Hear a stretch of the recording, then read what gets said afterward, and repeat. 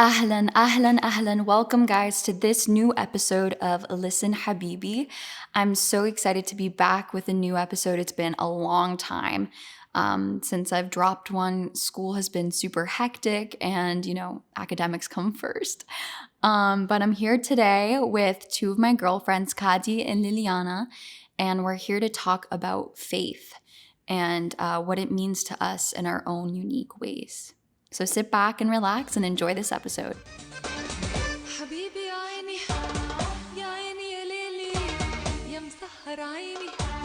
Hi, girls. How are you? Hi. So I want to begin by telling you, so Cady is, first of all, both of these girls are from Dubai.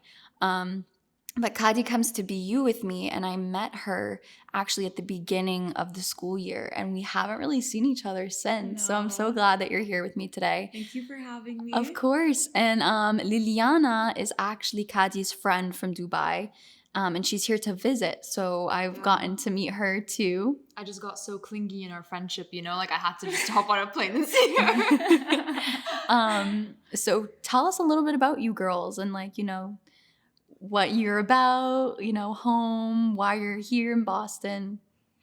Okay, well, I'm Liliana. I am half Palestinian, half Greek. And I actually go to uni in the UK, but I'm here visiting my friend Cady. And here we are doing this podcast. And that's about it for now. I'm Cady. I met Adelene because we both go to the College of General Sciences in Boston University. I'm Liliana's friend. I'm Lebanese. And then I've grown up in Dubai. I haven't lived in Lebanon, but I am very much tied to my Lebanese identity from very, very frequent visits. Most of my family live there. But I'm also, a third culture kid in the sense that I've been coming to the US on and off for many years now. And growing up in Dubai, obviously had that cosmopolitan international perspective too. Bougie. Thank you for having me. Bougie and whatever.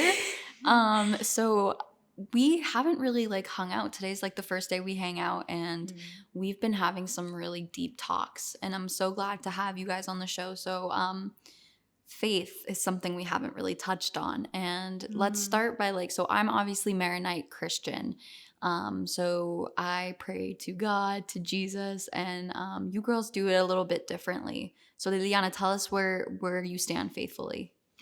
Okay, so faithfully, I don't know, I feel like it's a little bit complicated.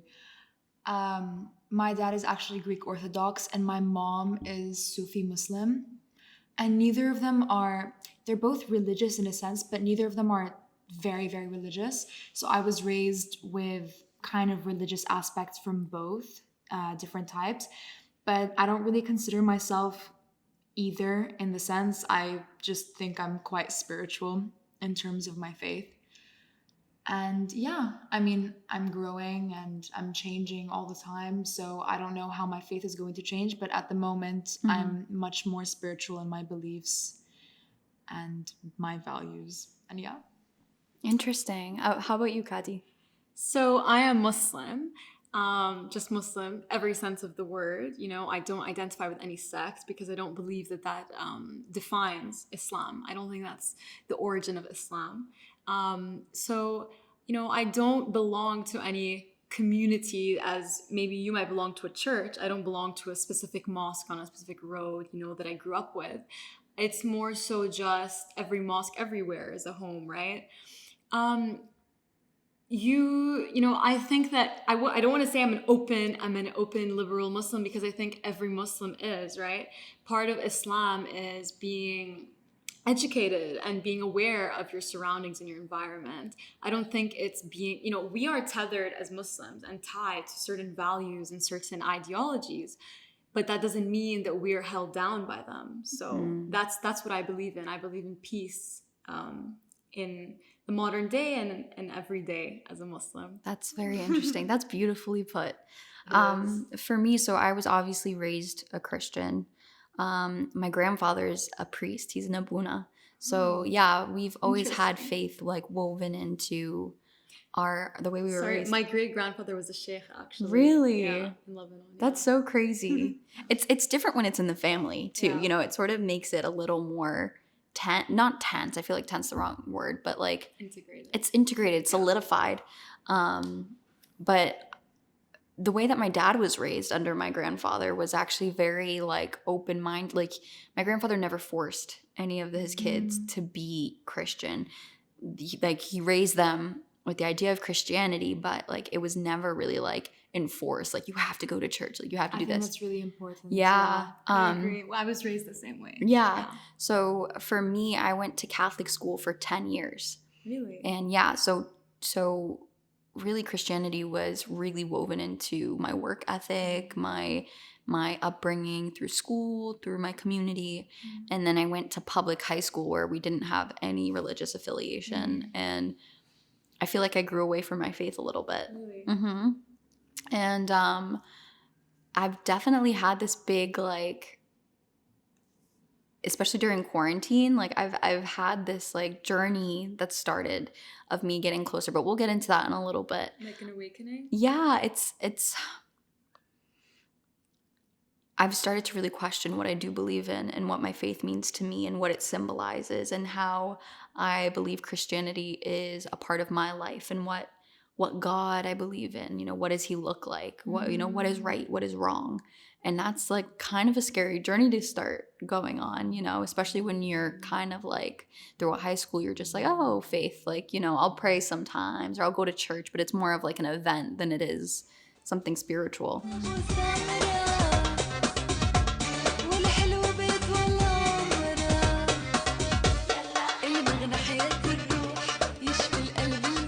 Liliana, I want to hear more about like spirituality for you and what it's like, you know, doing these two things. Yeah. Okay. Well, my mom is Muslim, but she's also super spiritual as well.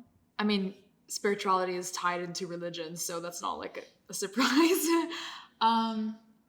Yeah, I don't know. I feel as though for me personally, I'd like to think that I'm in touch, or I try to be as in touch with energies as I can be, in terms of the universe and believing in destiny and in believing in different energies that come from all living things, not just humans but animals and plants and yeah, and maintaining internal balance. I think meditation is a big part of that. And like, I'm guilty, by the way. I'm not saying like, oh yeah, you know, I'm spiritual, like I meditate every single day.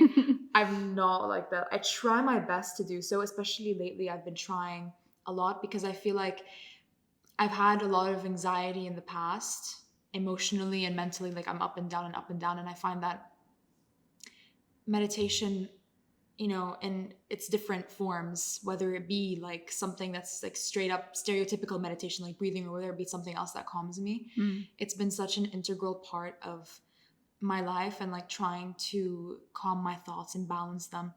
And like something that came into my mind that's really interesting is the sense that like, when I'm having a lot of trouble or when I'm just really anxious or I can't sleep, like my mom always says like, you know, just pray, just like say the prayer that she taught me. And I find that, you know, something that like Cady can obviously comment on, and I think maybe you can comment on as well, is that prayers in their own sense can also be meditation. I mean, I don't pray that much anymore. I just kind of meditate, but it's different for each person. And that's why I also think that spirituality is tied into religion, is that like praying is such a huge form. Like it's one of the many aspects of meditation that also calms your mind, because you're repeating these words of faith, these affirmations in your mind that is calming you and that is leveling your energy and everything. But yeah, basically that. I'm, you know. Would you feel like you're more of like almost like a Buddhist through that? Like you're so connected to like these things that I don't feel like our faith really like. Actually, it's interesting that you say that, because as Liliana was talking, I was remembering so many things, and I was thinking, if you don't mind me like going into this. Yeah. Liliana, like, okay, so growing up, we were friends since I was 7 years old. And obviously as a 7-year-old, you don't have much of an understanding of religion, more than what, you know, beyond what you were growing up with. Right. So I grew up as a Muslim, and I always knew that Liliana was half Christian, half Muslim, but I didn't really understand that. So growing up, I remember once we were on a roller coaster ride and we were scared. And we reached the top of the roller coaster ride. I forgot about and Liliana goes, Bismillah, Bismillah. Say Bismillah, which obviously means in the name of God. And it's like I don't know if it's a Christian say it too, but in Islam we say that. So in my head, you know, we're at the top of the roller coaster and I was like, I didn't know she was Muslim. And then another time as kids, I saw her wearing like, you know, those Christian bracelets with like the little pictures Girl, of Jesus what? on them. I'm like crossing myself on the roller coaster as well, praying in Muslim and like crossing myself in the Greek Orthodox way. And so if someone asked me, because as kids we were so curious I about was a very religion, confused child. I would say, oh, she's just Christian and Muslim. I don't really know. But now, growing older and seeing how spiritual she is, I've always believed that spirituality ties in with religion. So it's interesting that you say that.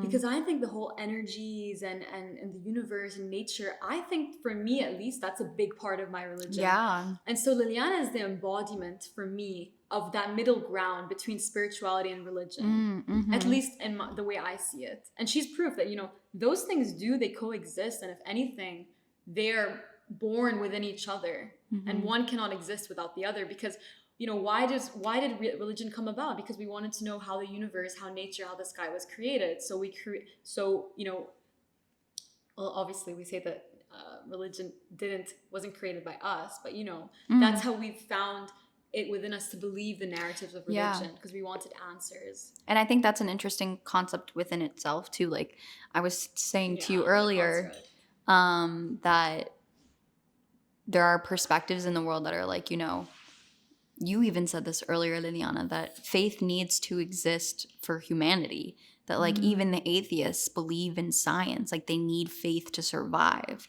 And I often look at a very watered down, like super like bird's eye view of religion is, you know, these ideas that we've created that have fostered comfort potentially for humanity to progress as far as it has so far. Like even they say like a poor man's medicine is faith. Like how like people, for instance, in Lebanon, this is such a very compelling thing.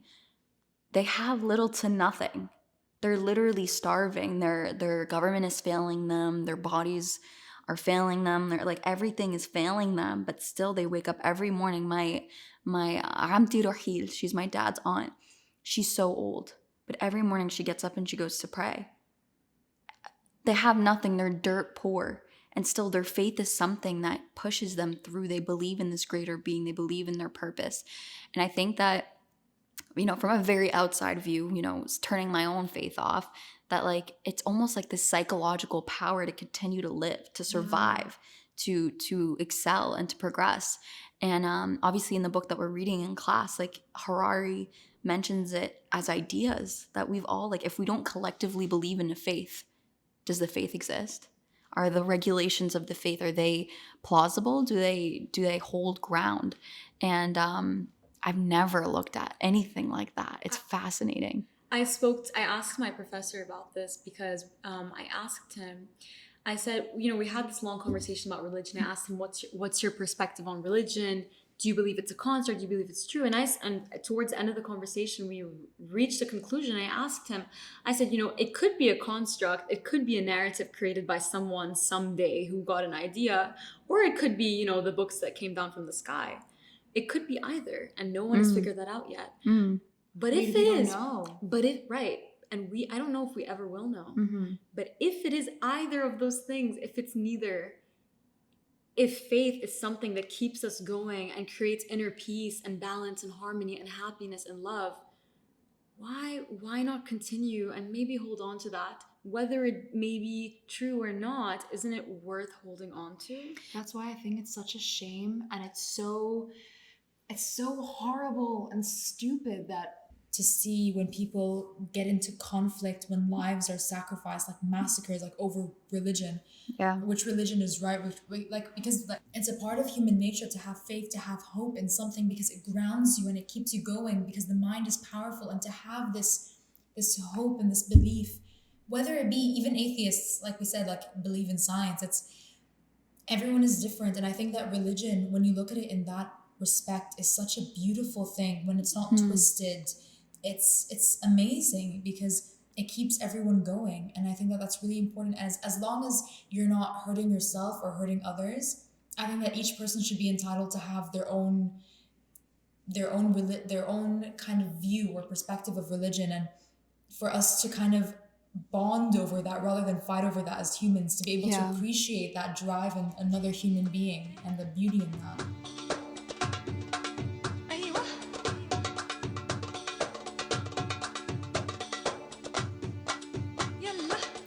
I think too, Kadi, like back to your point, exactly to your point, it's supposed to create this inner peace, but somehow we've faced more deaths and more loss of life to religion than to any kind of conflict in this world historically. Yeah, and I think it's interesting because, like Liliana was saying, religion, when looked at independently and on its own, it's this beautiful, peaceful thing and it could cause no harm. And I mean, of course, if it's not a harmful religion.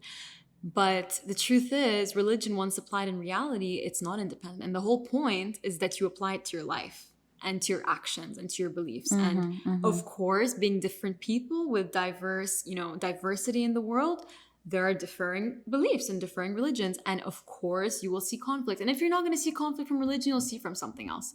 There's always going to be conflict, Yeah, humans suck ass. Right. So yeah, conflict doesn't come down to your religion. It comes down to your personal beliefs as a human being.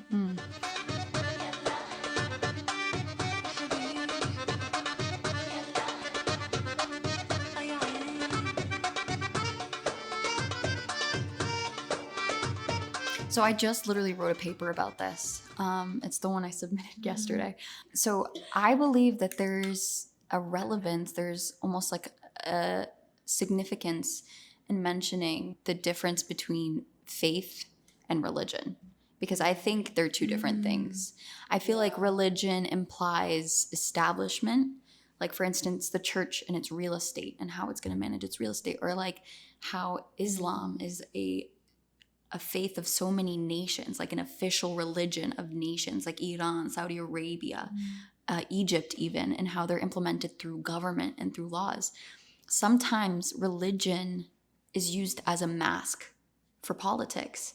And in the US, the US was built on religious ideologies. But here's where I disagree. The US is very Christian. It's built on Christian morality and foundation.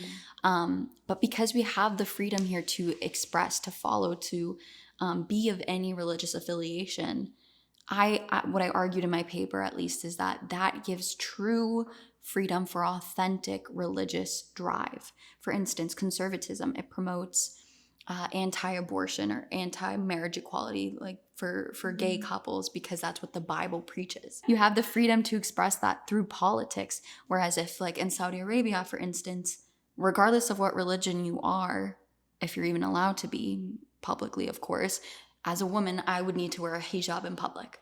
And I also disagree. I think that in the US, religion is 100% Christianity, is used as a mask for laws, for things put in place, for parts of the Constitution. And many things are put in place here based on the religious ideologies. Like what? In some states, like you mentioned, like abortion and like all these things that are anti-feminist or very old patriarchal ideas. Even though like then this is a whole other issue, because like men can't dictate what women can do with their bodies, but like but it's all these like different issues, even like sexual assault cases, the way that they're dealt with, especially in some states that are more religious than others. They, like you said, they use religion as a mask, to be able to justify these modes of oppression, and even for men as well. Like it's And I think that there's something very wrong with that, of course, right? I'm stating the obvious here, but the reason why is because religion comes down to interpretation, right? Like let's talk about the Abrahamic religions. We have scriptures and we interpret them, right? Because all humans have their own minds and the way they digest things.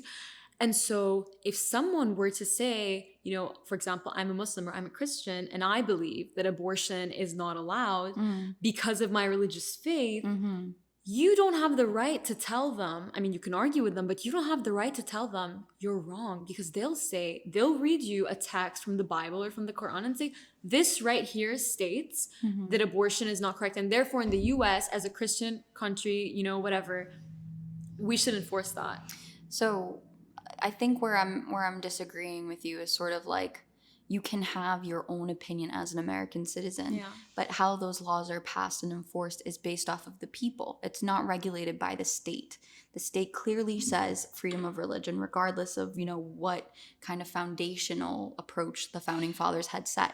But for instance, like in Iran, there's there's no process here for you to be like, oh, because of my religion, I believe in this, so we got to do this. It's sort of like, this is the law, this is how it's gonna be enforced, and this is like how we're running the country. Like here you have the authenticity, the opportunity to be like, okay, this is what I believe in, I want to make this happen. And then if it happens, like countries, like states that completely have abolished abortion or whatever, that was the will of the people.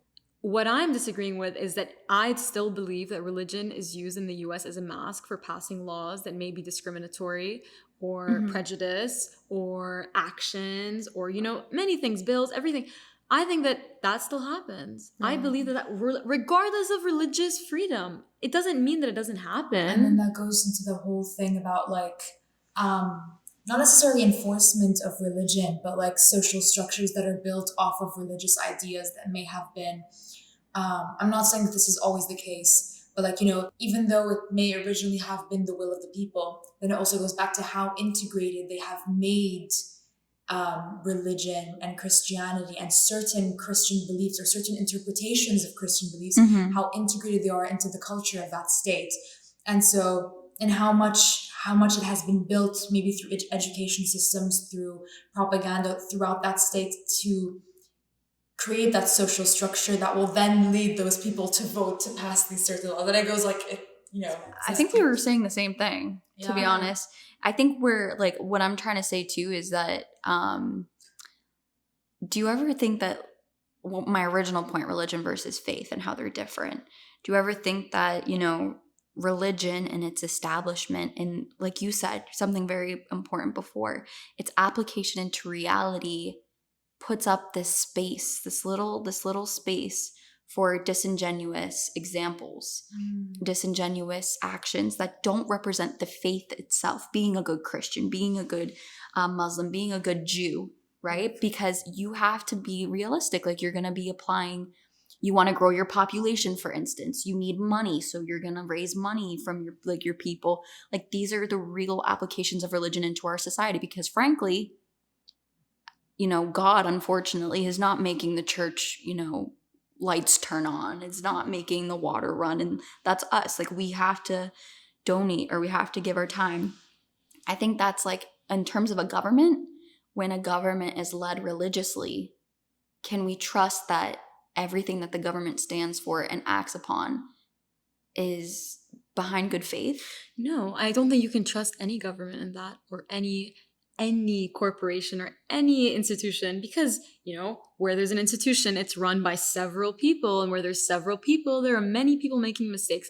And that goes back to what I believe is that religion was, someone who's religious doesn't mean you're perfect, or if you're a religious leader doesn't mean you're free of making mistakes, right?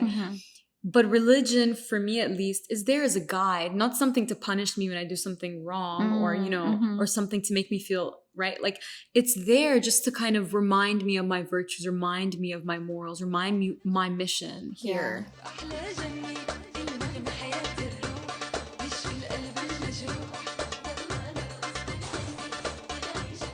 think there's a really interesting example that comes to mind, and as I'm talking about it, I've done some research on this, so I think I have my facts straight. But correct me if I'm wrong while I'm talking about this. But in terms of an example in regards to interpretation of scriptures, and also about how people use religion to enforce things or not to enforce things, or in terms of laws and governments and cultures. And so I think a really interesting thing to talk about is the hijab in Islam, because for me, my opinion on it is that as I said, each person can do what they want and what feels right for them. And I think that wearing the hijab is supposed to be a very spiritual experience for the woman who's wearing it, for their own benefit, not for the benefit of others. And a lot of people who may be discriminated against Muslims, or even who are maybe oppressed by people who have twisted ideas or twisted interpretations of Islam, like, I think that it's interesting if they were aware of the fact like the hijab, wearing it around your head, was not included in the Quran. Instead, it was like a scarf or a piece of clothing that originally. Okay, this is what I. You know that we learned. have this in Christianity too. And in Do you know? Judaism. Do you know that like the old tradition Yeah, is they're you're meant to not cover supposed to their come heads, into the yeah. church without, like, the old ladies till today will cover their heads in church. Yeah. Did you know that? No, I didn't. There are know head that. coverings from every faith. I mean, Orthodox women, they wear Mhm. wigs. They don't show their hair to Mhm. anyone but their... That's You so know, it's- crazy. It's a lot of people would interpret Sorry, it Orthodox today. Jewish women. Yeah. Yes. A lot of people would interpret it today as oppression of women, and they would enforce it as an oppression of women. But that's not but that's not one aspect of it. Like, Correct me if I'm wrong. Isn't it a sin, or isn't it like against what the Quran says to force your daughter or So your sister yeah. to wear one? So there's many diverging, or there's many different, like we said, religion's interpretation. There's Right. many different interpretations of those texts in the Quran which talk about the headscarf. I don't think what matters is my personal beliefs on it, because again, there's many different interpretations. But I think let's talk about the hijab and feminism, right? Not digressing from what you're talking about, but like Liliana said, if a woman chooses to wear the hijab, that doesn't mean she's oppressed. Wearing the hijab can be something the same way a woman likes to sometimes show her body and wear very, revealing clothes. And she says that makes her feel empowered in her sexuality. She says that is her owning her body, and she can wear what she wants because she's a strong, independent woman. Yeah. A lot of the time, covering your body from head to toe, even wearing a niqab if you feel like it, that's them owning their bodies as a woman. Yeah. And for us to then come and say, you're doing something that's not right, or it's not included in your religion, or this or that, who are you to say what her reason for wearing it is? Yeah. 100%. Like, I was going to talk about like the story of how it originated. That like Prophet Muhammad, originally, how the headscarf was brought up, and not even a headscarf, but in society at that time, there were those in the higher social hierarchy and those in the lower social hierarchy. And obviously, because there were no bathrooms inside, people would have to go out to do their business. And so what I learned was that when women went out at night to do their business, there's different stories. But I've heard something else. I've heard that. I've heard many different things. Yeah. So there would be men waiting outside, like in the dark, and because you can tell the women that came out, whether they were part of a higher family, or whether they were like poorer, by like what they were wearing or the garments and how they were sleeping. So the ones who were on like lower social hierarchy, the men would sexually assault. So when this issue would be brought up to the Prophet, he said that women should all wear a certain cloth or a scarf. He said anywhere on their bodies, so that the men could not differentiate between them, and therefore could not like take the risk of assaulting a woman. And so originally, if we believe that story, it actually was there to free women and to make sure that they were safe, and to make sure that they were safe from men who were out to harm them. And so like it's interesting how it's been developed and twisted into the sense that a lot of people now believe that it's something that oppresses a woman. People who discriminate against Islam, but also some communities within Islam use it to oppress women, even though that's not what it was made for, and it's not what it should be used for. So you will acknowledge that in some cases that it is used as oppression. I definitely do, even though it shouldn't be, and that's not the purpose of it. Right. And that's not how it originated. But you do find in a lot of conservative Muslim communities sometimes, maybe very ones that are, which ones I mean, like ones that are very patriarchal and everything, they might use that to oppress as women, almost like a weapon. Yeah, exactly. Even though that's not what it was there for. And if anything, it should be there to empower a woman. What do you think, Cady? I think it's really interesting because I saw the TED Talk where she tells the story. Yeah. And I I saw it years and years ago, and when it first came out, I think, and I watched it again recently, and I did my own research. I asked people in my family who wear the hijab, people who don't believe in the hijab. And, the original story, no one knows the original story. This is stuff that happened thousands of years ago. So it's hard to say what the original story is.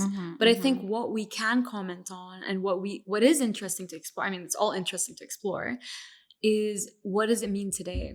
And I think the only way to answer that question without, completely disregarding a whole group of people is to just understand that it is what it means to that individual. Yeah.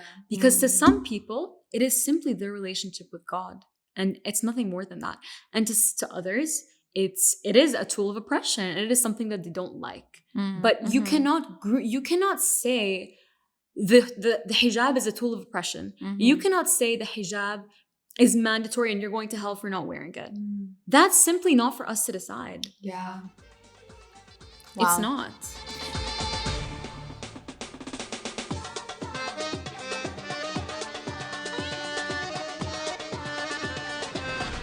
So to this point, ladies, I want to hear more about like what your faith means to you. So obviously, Cady, you don't wear the hijab. Tell us like more, even Liliana, like what has your, like, especially during this time, I feel like we're becoming of age and like we're growing women in college. Like, this is the time to make decisions on who we are and what we stand for. And I was telling you this both earlier. Since in college, I've been questioning so much about myself, and it's a testament to whether I'm going to honor everything that I've stood for or open up and see, is what I believe in correct. So tell us, like, what do you girls think? You can go first. Can I throw the question back at you first? Yeah, I mean, well, Tell us everything. Spill the tea. We just had lots of tea.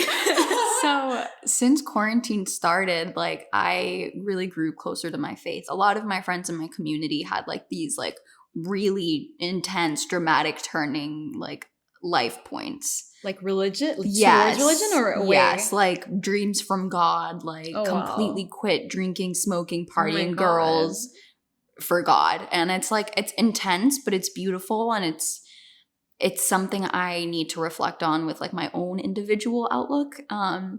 But I started to go to church more. I started to pray more. And I realized like till today, I don't really tell a lot of people this, but I literally cry in church. Like I don't even go on Sundays. I prefer to go Thursdays, where we have like adoration. And it's very like meditation based, in my opinion. Like, we have this point where we turn off all the lights. It's Thursday night. We turn off all the lights, and it's just like the Eucharist, which is like the bread that we eat that represents like Jesus's body and blood, and the lights are out, and there's just like the incense, and it's just peaceful. And I think that represents to me the only time where I'm with myself. And I know this is like I don't spend time alone, and I don't reflect with God. I don't pray as often as I wish I did. I don't like read scripture.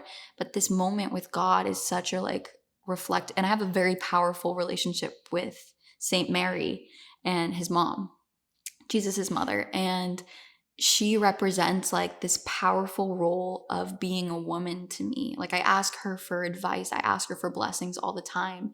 And if you really, again, want to water it down, it's me finding peace within myself, to believe that there is a higher being, a higher power, that I can't control everything, and that certain things that hurt me even are meant to happen because there's something coming, that there is a story written for me. There's a story written for you, and that there's a mission and a duty of us being on this earth, in this time. I tell you stories of like boys and stories of like success and failure. And I believe that, we have free will and we can make choices, but there's a reason that certain people come into your life. There's a reason that certain events take place. So, since college has started, I've been trying to, pray as often, but I'm going through this exploratory phase where it's like, God, I need you to work with me. Like, God, like, I'll talk to God about my grades, about boys, about my girlfriends, about living by myself is a huge culture shock. But I hope to continue. Like, I want to raise a Christian family. I want to marry a man in the church. And like, I just want someone that loves God.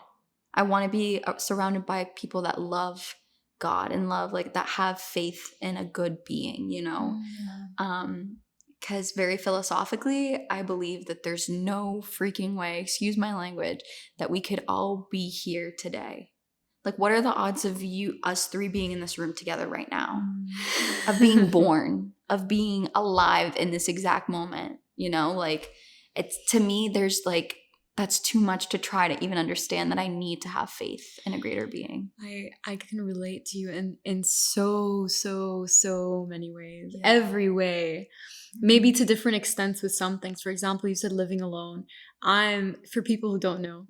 So I am living now in an apartment, and I have lived in Dubai prior to this with my family, and we were together, under one roof all the time, but in quarantine specifically, we were all at home. Yeah. So now I'm here in a new environment, a new country, an apartment by myself, not even on campus. So I don't have that extra securty blanket of like dorm people on my floor. Like I've had to go out into Boston, make my your own friends. Mm-hmm. Adelene here is proof that I was slightly successful. So, it left for a lot of time of reflection. Yeah. And Liliana, Is that speaking intense? it isn't, I'm a very intense person in a way when it comes to Yeah. reflection, because Yeah. Liliana knows, because we've been sharing a bed since she was here, Mm-hmm. that I reflect every night Wow. with my prayer. So what I do is, how you have rosaries? Yes. We have we call them a masabha, which is the exact same thing. These little wooden beads, or it can be plastic beads, whatever. And I pray on them, I recite some words, some prayer words, Alhamdulillah, which is, thanks Thank to God, and different prayers and surahs and stuff. And for me, when I think about religion, not to sound too intense, when I think about Islam and God, I almost get emotional. Yeah. I get emotional because it's so beautiful. It's very personal. It's so, the way I was raised, and I'm so lucky, alhamdulillah, I was raised with this amazing interpretation of Islam. It's just peace and love and family and happiness. And I just think of my grandmother teaching us. My grandmother used to hand out the masabhas, the rosaries, to me and all my cousins. We would all cram into her bedroom when we went to Lebanon, and we would all get mattresses. And even though there were many other bedrooms, we insisted on sleeping in her room. Oh my God. And she would hand us out masabhas and teach us prayers, and we would help each other learn them. And you could be a family without religion, right? That's not why we were together. But it was beautiful, and it was never enforced on us. And it's just something that it makes me whole. It makes me happy. And I don't care if that, I don't know why that should offend someone. I don't know why me being a Muslim offends so many people. And being here, I have heard some people saying negative things about religion. I've heard, undertones of little Islamophobic things. And I'm just like, it's a shame, because that's not what it is. Absolutely. That's so disappointing. Yeah. Thank you. No, that's so messed up. Yeah. I'm sorry that you had to face that, because I think what you just said is absolutely beautiful. Seriously. Liliana. Yeah, unfortunately, I'm not as eloquent as these two when it comes to my game. I'm sitting here and I'm like, what am I gonna say? You guys are writing poetry, and I'm sitting here oh yeah, it's definitely the Khalil Gibran. I was just thinking of Khalil Gibran.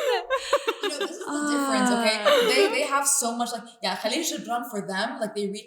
I've always wanted to read it. It's on my to read list on Goodreads. This is how you see the difference. That's my second Bible. Khalil Gibran, oh my God. But it is. I've read some of his stuff, and it's amazing. Yeah, I haven't read enough. Amazing. For me, spiritually and religiously, I think that I still have a long way to go, for sure. I have a lot of internal imbalance that I'm trying to sort out.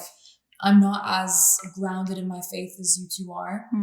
And I think that it's so admirable and so beautiful. Hearing you both talk about it is it's making it's just, I don't know. There's so much amazing energy and vibes. When you talk about it, and it makes you both so happy. You guys aren't here to see this, but tell when they're talking about it, their eyes get glassy, their cheeks get rosy. It's amazing. She's tearing up. But it is. It's beautiful, and it's so I love it. I love seeing this positive effect that religion and spirituality has on people. For me personally, I don't know what to say. I mean, I have a long, I said, I have a long way to go in terms of grounding myself, but I'm trying my best. I'm trying different things. And especially, I think everyone can agree with me, like during COVID, Everything slowed down. Like you had to confront yourself. You had to. Yeah. And I think that this is such and especially for us coming into like this new part of our lives, which growing up our whole lives, everyone's like, oh my God, university is the best years of your life. We're gonna have so much fun. Freshman year is gonna be great. And then you go and like there's nothing because everything's of COVID. And you're sitting there feeling disoriented and incomplete, and like something that has been promised to you is just taken away, like you've been cut off at the knees. Yeah. And I know that every person has a different situation. But yeah, I just find that being able to have faith in something, in the universe, in God, and that everything is happening for a reason, I think that's the most comforting. That's the only thing keeping me sane. Like every time I have a freak out, every time I have like an anxiety attack, like I breathe and I'm like, everything is happening for a reason. Everything is happening for a reason, because it is. What all these experiences that are coming into my life are here to make me who I'm going to become. Yes. You know, they're all here for a reason. I'm meeting you guys for a reason. Like, you know, everyone is in the place in their lives that they are meant to be. You're in the exact place where you are meant to be in your life. And I think that having faith, no matter what faith it is so important in that, because you believe in that. And then it gives you that sense of comfort in a time where you can't know what's going to happen. You know, you don't know anything. But yeah, I mean, that's basically it for me. I feel like a lot of it relates to like my mental health and how I come to terms with my mental health, how I deal with it, But like, what is it like being in almost not even conflicting, but like you're in the middle of two major like religions? That, I mean, give yourself some mercy. What was that like growing up as well? Because I always wondered. It was interesting. I mean, obviously we know on a roller coaster, it's one day right, and the next day it's the cross, like. But yeah, I mean, get the best of both worlds. Yeah, but I think I really appreciate my family's approach to religion, because I think it was the best for me. Like with both of you, it wasn't enforced on me. It was, you know, I have interesting talks with my parents about religion. Like I remember I told my dad, like how did they end up together? How did they decide on how they would raise you religiously? My parents are they're awesome. Because they are. Neither of them is super religious in the institutional sense. Okay. Not I'm not saying that in a bad way. No, you're 100% right. You know what I mean? Like, I have very like to the book friends that are like, that's not what it says in the Bible. Yeah. I have them. In that sense, neither of them are very religious, but they both are also religious in like a spiritual sense. Yeah. My mom is more spiritual in the stereotypical spiritual sense than my dad is, but my dad is also a little bit religious. And so, you know, and my trips to Greece and during Easter, Easter's so much fun. Like we would go to church, we would do all these things. And it's part of the culture and it's beautiful and I would have so much fun. But living in Dubai, obviously, I wasn't, not to say that there aren't churches in Dubai because there's plenty, but like, because we're not churchgoers, we wouldn't go. Yeah. So in terms of Islam, my mom would teach me like prayers and I have them like all memorized and everything. And she's like, you know, before you sleep, say the prayer. So like, you know, on the airplane, say the prayer before you take off. It's like for a while, I'd like say the prayer, like the full on prayer, and then I'd like sit there, cross myself 3 times. Like, people were always staring at me like, I think she has her identity confused. But yeah, it wasn't too conflicting for me because neither of my parents are so religious in that way. But I grew up knowing that everything happens for a reason and that, like, you know, God. Count your blessings. You weren't forced to choose. You could just, you know. And I think that both my parents know that and I really appreciate that about them and that they give me the freedom to be whatever I want to be. I mean, some things they look at me, they're like, don't be stupid. Like, don't. But other, you know, like other ways... Yeah, I think that it was really nice because I got to experience both sides and both religions. And I think that it's a beautiful thing because neither of them were enforced upon me. And I got to see, obviously I'm not as integrated into them to be able to get the full like respect. But I think that really, that really affected my mindset of being like open-minded and you're very open-minded. Different things in my identity and everything that I appreciate. And that is beautiful. Yeah, I think it's really nice. And my mom obviously like encourages like whatever spiritual aspects I have as well.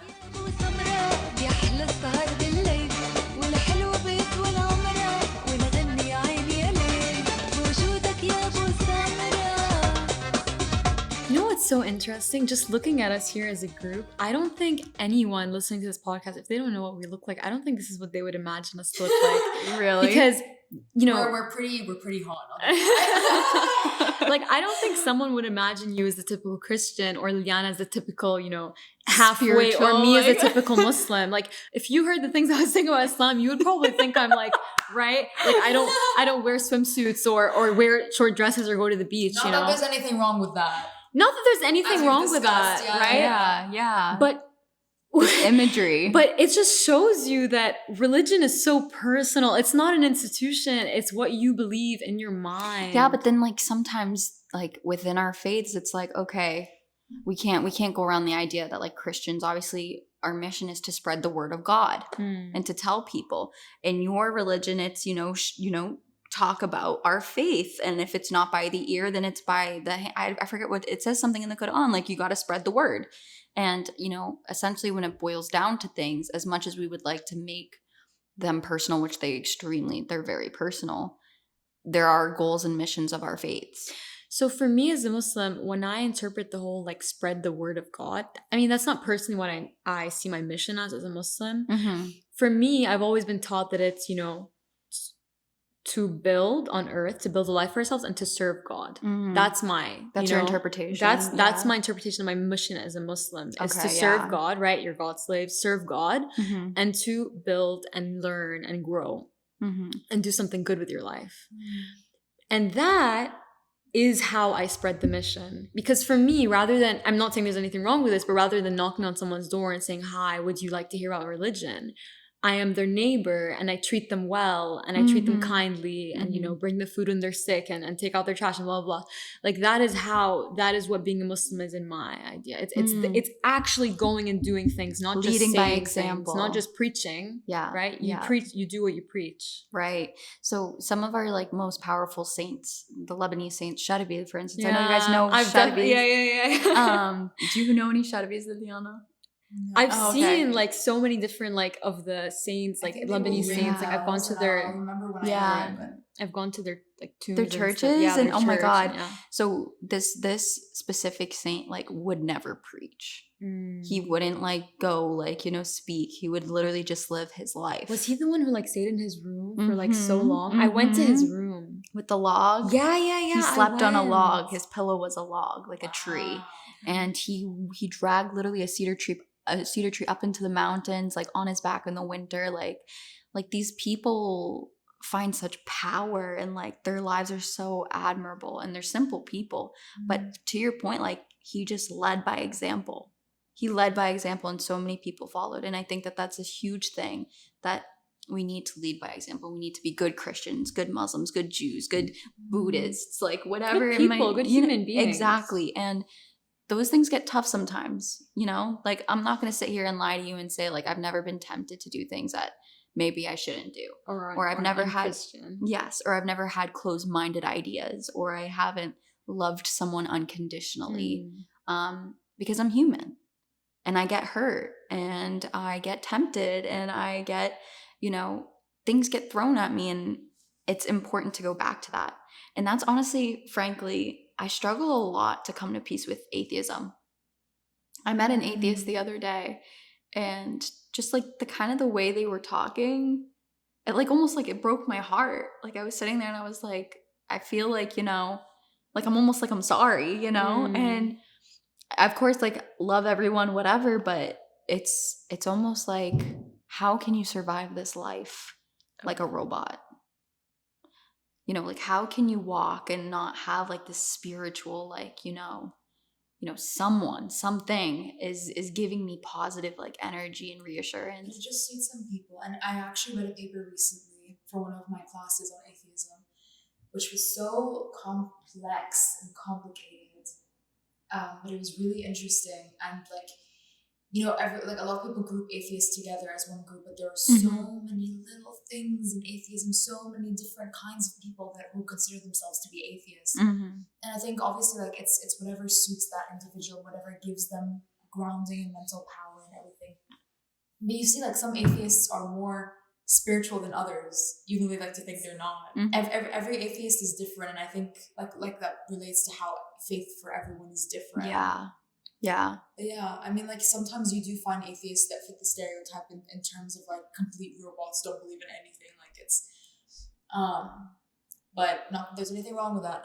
No, yeah, but like, it's interesting to observe too. Like, just being, like you said, we were all raised with these big core foundations that are like fit into our identities, and I don't know what I would do if I didn't. I think it's easier for me to relate to atheism Than because I'm like drifting in terms of the religious thing, and in terms of, like, because neither religion was so, like I said, because I was raised half and half, and neither It's one hard. was so religious. Right. I think it's easier for me to empathize with you.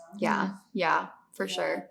I think the easiest way to understand religions and different mindsets is to get to know a person and their own individual beliefs, like what Cady said, in terms of just living and being a good person, rather than going and like telling people about this religion, like, you know, going to, like, knocking door to door, being like, this is what it is, Being like a missionary. Yeah. I think that you're more likely to get people to understand and to believe and to open their minds by, like you said, by setting an example or by getting to know someone personally, than you are by just providing them the basic, like, textbook laws of, like, what this is this is what it is, and this is the history and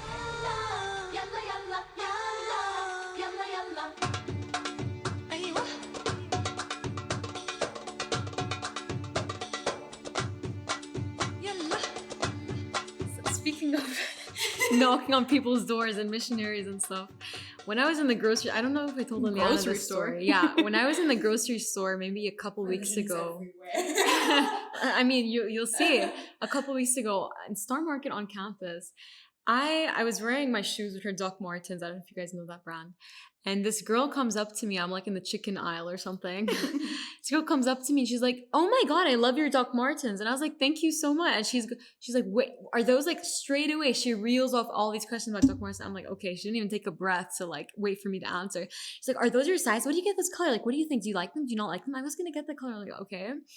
I was like kind of standoffish because I don't really. Are those your size? No, they're not my size. Like it was really like, "Have you broken them in yet? Did you get yours?" Like, you know, I was like, okay. And then she goes, and then her friend comes out of nowhere, right? Out of nowhere, quote unquote, and goes, "Oh yeah, Doc Martens. She loves Doc Martens. I'm sorry about her. She always asks people about them." I'm like, okay. And then they go, "Hey, like, did you go to BU?" And I'm like, "Yeah, I go to BU." And she goes, "Are you a student? Like, why are you here? Where are you from? Blah, blah, blah." I'm like, okay.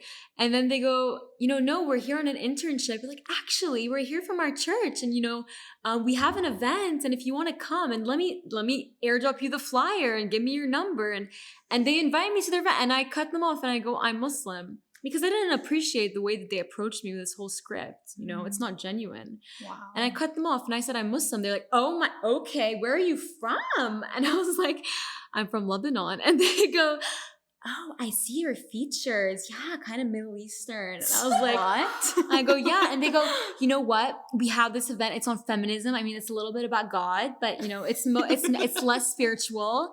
Let me airdrop you the flyer." And then they sent me this flyer. It's like this super tacky flyer with flower graphics on it and huge cursive and everything. And this is the worst part. 2 seconds later, I walk away from them and I see them go up to this next girl and say, "Oh my God, I love your Doc Martens. Are those Doc Martens?" And her friend comes out of nowhere again and says, "Oh, I'm sorry about her. She loves Doc Martens." And they send her the flyer. And I looked at them and then I walked away. And I'm like, that's not religion. Like, what? Yeah, I don't know.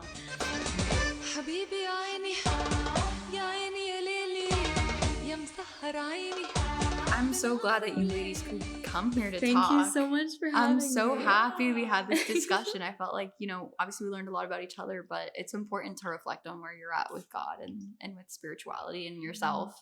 But I would love to have you on the show again. What do you guys think? I would love to. Maybe in an hour. An hour or so? Are you guys free? All right. Well, thank you guys for listening to this episode. Please share it and let us know what you think.